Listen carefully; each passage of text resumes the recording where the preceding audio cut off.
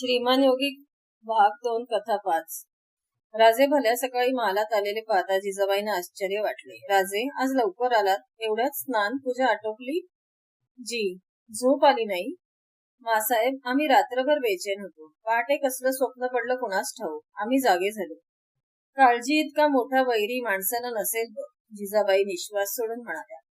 राजांना चिंता लपवता आली नाही. मासाहेब, अहमदाबादेला खलिता पाठवून काही दिवस झाले, पण अद्याप उत्तर नाही. प्रत्येक दिवस अखंड चिंतेचा बनला आहे. विजापूरची काळजी वाटते. तो अफजल आणि बाजी घोरपडे कोणता डाव खेळतील याचा भरोसा वाटत नाही. राजांच्या बोलाने जिजाबाईंची चिंता वाढली. त्यांच्या डोळ्यात पाणी भरले. शिवबा, दुसरा काही उपाय नाही का रे? राजे गडबडीने म्हणाले. मासाहेब, तुम्ही चिंता करू नका. महाराज साहेबांच्या केसालाही धक्का लागणार नाही. ती आमची श्रद्धा आहे. आम्ही टाकलेला डाव यशस्वी झाल्याखेरीज राहणार नाही. महाराज साहेबांची बाईचा सुटका होईल. तुझ्या तोंडात साखर पडो. काय सांगू शिवबा? स्वार आला म्हटलं तरी जीवाचा थारा उडतो. कोणी मोठ्यानं हाक मारली तरी कापरा भरतो. बातमी कळल्यापासून देवांना अभिषेक चालू आहेत. नवसांची खैरात केली. केव्हा त्याला दया येते कोण जाणे. तेच आमच्याही मनात आलं आहे. काय? आज पहाटेपासून आळंदीला जावं, देवाचं दर्शन घ्यावं असं मनात येत आहे. सकाळी जागे झाले ते आळंदीच्याच आठवणीत. जरूर जा. संकटकाळी त्याचाच आधार. जिजाबाईंच्या अनुमतीने राजांचा आळंदीचा बेत पक्का झाला. राजांची अश्वपथके तयार झाली. ईसाजी, तानाजी, नेताजी या मंडळीसह राजे आळंदीला निघाले. उन्हाळ्याची सकाळ मोठी प्रसन्न होती. लहान मोठ्या टिकड्या ओलांडीत राजांचे पथक भरधाव जात होते. राजे इंद्रायणीजवळ पोहोचले तेव्हा सूर्य वर चढला होता. उन्हाळ्याच्या दिवसांमुळे इंद्रायणीचे पात्र क्षीण बनले होते. सारे खडक उघडे पडलेले दिसत होते. ज्ञानेश्वरांच्या कळसांचे दर्शन होताच राजाने हात जोडले. नदी पार करून राजे गावात शिरले. तापांच्या आवाजाने भयभीत झालेले नागरिक राजांना पाहताच आनंदाने पुढे येत होते. मुजरे करत होते. मंदिरासमोर राजे पायउतार झाले. मंदिराबाहेर राजांची अश्वदळाची 100-125 घोडे उभी होती. राजे आपल्या निवडक सहकाऱ्यांसह मंदिराच्या पायऱ्या चढू लागले. महाद्वाराच्या उंबरठ्याला स्पर्श करून राजे आतल्या चौकात आले. चारी बाजूनी प्रशस्त ओवऱ्यांनी सजलेला तो चौक होता. उजव्या हाती पिंपळपार उभा होता. समोर ज्ञानदेवाचे मंदिर होते. राजांनी मंदिरात प्रवेश केला. पुजाराने पुढे ठेवलेल्या तपकातील हार ज्ञानदेवांना अर्पण केला. अत्यंत नम्रभावाने राजांनी देवापुढे मस्तक ठेवले. राजे समाधानाने म्हणाले, आम्ही जेव्हा बेचैन बनतो तेव्हा इथे येतो. इथे आलो की समाधान वाटतं, मन शांत होतं. आम्हाला ही जागा फार आवडते. पुजाऱ्याने आणलेल्या तपकात राजांनी मोहरांची थैली रिकामी केली. देवदर्शन घेऊन राजे माघारी वळले. तोच महाद्वारातून येणारा माणसांचा लोंढा नजरेत आला.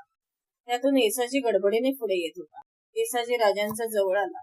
मुजरा करून त्याने सांगितले, तुकोबारा येत आहेत. आज खरोखरच भागायचा दिवस, म्हणत राजे गाभाऱ्यासमोर बाजूला सरले. एका बाजूला उभे राहून राजे अतृप्त नजरेने पाहत होते. टाळ मृदंगाच्या साथीवर भजनाचा आवाज कानावर येत होता. जय जय राम कृष्ण हरी, जय जय राम कृष्ण हरी. सागराच्या लाटा हेलकाव्यात तशी मागे पुढे सरकणारी दिंडी राजांच्या नजरेत पडली. दिंडी समोर चिपळ्या उंचावून तुकाराम महाराज नाचत होते. नेत्र मिटले होते. कपाळी बुक्क्याची निशाणी उमटली होती. अनवाणी पाय, गुडघ्यापर्यंत धोतर, अंगात आखूड वायांची खोळ, मस्तकी बसके मुंडासे हा त्यांचा वेश होता. कानांच्या पाळ्यांवर कपाळा उमटलेल्या चंदनमुद्रामय चेहऱ्यावरचे भक्तिभाव खुलले होते. मुक्का उधळी दिंडी मंदिरासमोर आली. दिंडी दुतर्फा उभी राहिली. मध्यभागी तुकावाणी उभा होता. चिपळ्यांच्या नादावर तल्लीन होऊन नाचत होता. क्षणभर नाच थांबला. प्रेमाने व्याकुळ बनलेल्या तुकारामाने देवावर दृष्टी लावली. टाळांचा आवाज नाजूक बनला. मृदंगाची थाप मंदावली. चिपळ्यांच्या छळकीवर रसपूर्ण भावपूर्ण आवाजात महाराज गात होते. जगी ऐसा बापू व्हावा, ज्याचा वंश मुक्तीस जावा, पोटा येता हरले पापा, ज्ञानदेव माया बापा. मुळी बाप होता ज्ञानी, तरी आम्ही लागलो ध्यानी, तुका म्हणे मी पोटीचे बाळ, माझी पूर्वा ब्रह्मेची आळ.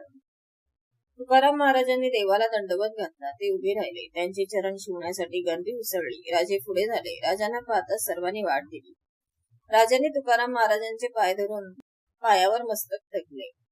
तुकाराम महाराजांनी गडबडीने राजांना उठवले. राजे, राजे, किती वेळ आम्ही सांगितलं की असं करू नका म्हणून. तुमच्यासारख्या राजांनी आमचे दरिद्राचे पाय कसे शिवायचे?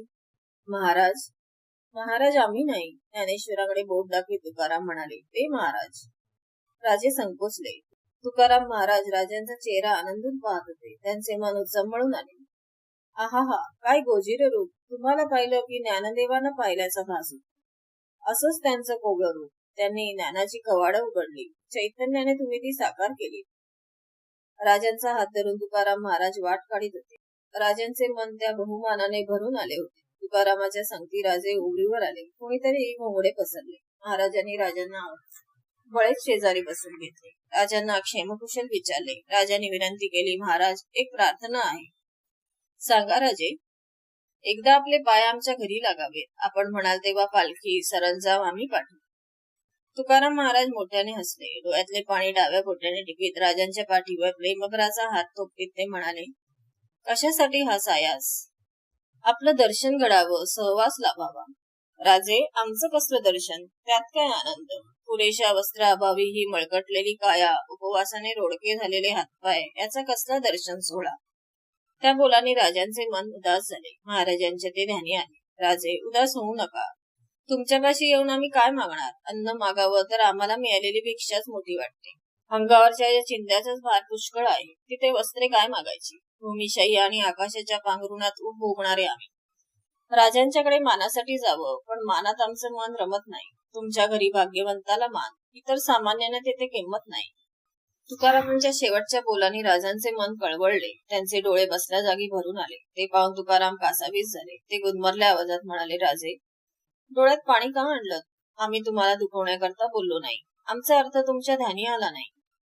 राजांनी वर पाहिले. राजांचा चेहरा व्यथित बनला होता. त्या भाबड्या जीवाच्या बोटांना कंप होता. राजांच्या खांद्यावर त्या बोटांचा स्पर्श करत तर महाराज म्हणाले, राजे, तुम्ही श्रीमंत, श्रीमान योगी, उपजतच ज्ञानी, ज्ञानदेवांसारखे हे तुमचे रूप. तुमच्या घरी सामान्य येईल कशाला? ते भाग्यवंतच यायचा. तुमचं रूप ध्यानी यावं म्हणून बोललो. उगीच मनाला लावून घेतलं. राजाने एकदम महाराजांचे पाय शिवले. राजे, हे काय? महाराज, अनुग्रह व्हावा. तुकाराम महाराजांनी राजांना प्रेमभराने उठवले. राजांच्या नजरेला नजर भिडवीत महाराजांनी विचारले, आम्ही सांगू त्यावर विश्वास धराल? जी. अनुग्रहाची चिंता करू नका. तुमचा अनुग्रह थोर आहे. तो योग्य त्या अधिकारी पुरुषाकडून योग्य वेळी होईल. त्यात तुमचं कल्याण आहे. राजे, मृदंगावर टाळ पडून बोल निघत नाही. त्याला हाताचीच थाप लागते. टाळावर हात मारून आवाज निघेल का? त्यासाठी दुसरा टाळ हवा. गुरु शिष्यांची जोड अशीच आहे. तुमची जोड तुम्हाला मिळेल. त्यासाठी उतावीळ होऊ नका. त्या वैराग्य संपन्न ज्ञानिक महापुरुषाच्या दर्शनाने राजे थक्क झाले. पण त्यांचे मन पराभव पत्करायला तयार नव्हते. त्यांनी इच्छा व्यक्त केली, महाराज, आपल्यासाठी काहीतरी करावं असं वाटतं. तेवढी इच्छा पुरवा. फार मोठ्या संकटात टाकलं. महाराज विचारात पडले. धन ऐश्वर्य मागावं तर आम्हाला त्याचा तिटकारा. हा राजे, एक मागणं आहे. आज्ञा महाराज. तुकाराम महाराजांनी ओवरीवर देवळाकडे नजर टाकली. देवळावरची दृष्टी न हलवता ते म्हणाले, राजे, थोडा वेळ देवळात जाऊन या. एवढं आमच्यासाठी करा. देवळात? राजे उद्गारले. हो. महाराजांच्या चेहऱ्यावर खेळकर स्मित चमकले. राजे, तुम्ही आमच्या जवळ बसल्यामुळे आमच्या भेटीसाठी आलेली मंडळी खोळंबले. तुम्ही राजे, तुमच्या देखत ते सलगी करणार कसे? तुम्ही देवळात गेला तर ते आम्हाला भेटतील. त्यांना भेटीचा आनंद घेता येईल. राजांच्या चेहऱ्यावर स्मित कपटले. ते उठत म्हणाले, जशी आली. राजे निघालेले पाहताच महाराजांनी हाक मारली, राजे, प्रसाद येथेच करा. पण आमची शिबंदी? राजे चाचरले. राजे, आमच्या राज्याची वहिवाट मोठी. इंद्राणीसारखी जीवनदात्री आहे. ज्ञानदेवांसारखी माऊली आमची पाठीराखी आहे. तुम्ही चिंता करू नका. राजे उठले, देवळात गेले. देवळातून राजे पाहत होते. तुकाराम महाराजांच्या अवतीभोवती गर्दी उसळली होती. काही वेळाने गर्दी कमी झाली. राजे तुकाराम महाराजांचा प्रसादाला आहेत ही वृत्त सारा आळंदत पसरली. एका ओरीवर आळंदीच्या घराघरातून आलेली भाजी भाकरीच्या चवडी लागल्या होत्या. राजे ओरीवर गेले तेव्हा तुकाराम महाराज म्हणाले, राजे पहा, शेकडो हाताने जपणारी ही उदंड माऊली. राजांच्या हातावर भाकरभाजी ठेवण्यात आली. सारे कौतुकाने पाहत होते. राजे अत्यंत चवीने सर्वांचं प्रसाद भक्षण करत. 2 प्रहर टळली तेव्हा राजांनी महाराजांचा निरोप घेतला. राजांना प्रेमभराने उराशी कवटाळत महाराजांनी आशीर्वाद. राजे, भवानी सदैव तुमच्या पाठीशी आहे. कसली चिंता करू नका. सारं ठीक होईल. तुमचं कार्यात अडीच नेण्यास ती माऊली समर्थ आहे. सायंकाळच्या वेळी राजे मोठ्या समाधानाने पुण्याला गेले. व्हिडिओ आवडल्यास लाईक, शेअर आणि सबस्क्राईब करा आणि नोटिफिकेशनची बेल दाबा. म्हणजे माझे व्हिडिओ अपलोड होताच तुम्हाला नोटिफिकेशन मिळेल.